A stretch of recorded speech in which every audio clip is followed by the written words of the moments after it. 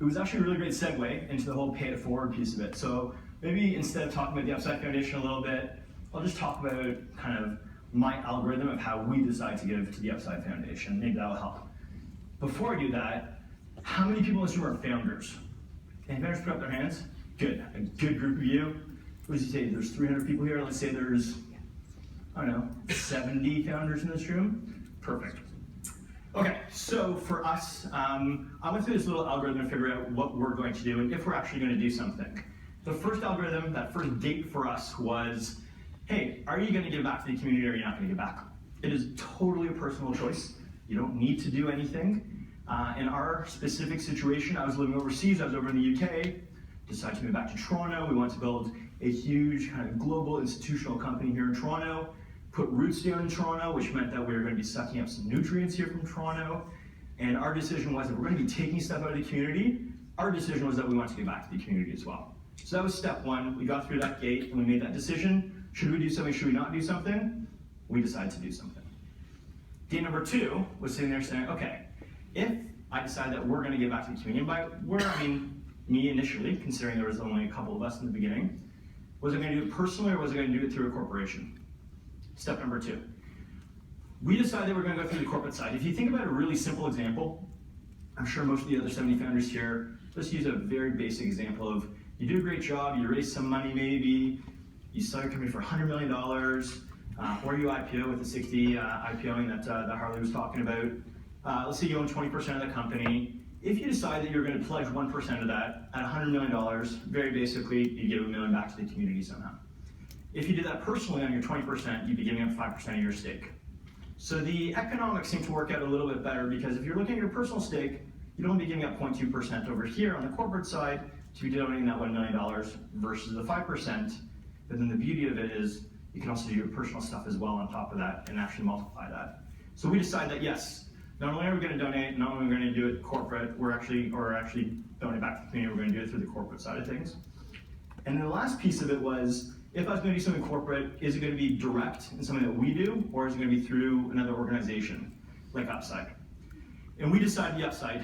And it's, you know, we get this question a lot at the Upside Foundation is why would we do it? And the interesting piece is whether you do it directly or whether you do it kind of with the Upside Foundation, the net is almost exactly the same. You get to give back to the community, which is amazing. The difference is at Upside, there are about 4 or 5 really important benefits above and beyond just what you can do directly. And I think these are the critical things and the main reasons that swayed me to do it. Number one is very, very simple and very, very tactical, which is just, it becomes a line on your cap table. And we all know the way that the world works. You get new investors and shareholders kind of split up and founders kind of have their things and it's the way that it goes. If you give it to the Upside Foundation, you know it's being held for the charity of your choice and nobody can touch it. And no future investors bother you and everybody understands that it's a line item. Number two is community. So all of a sudden, instead of us doing something by ourselves, we're with other entrepreneurs, we're with VCs, we get great offers, things like free legal service from some service providers and free domains, like really great stuff, just by virtue above and beyond, just for deciding that we're going to give. You also have things like the framework. You have Upside Foundation that is a whole literally organization just focused on helping you vet really great charities. Above and beyond, you doing it yourself.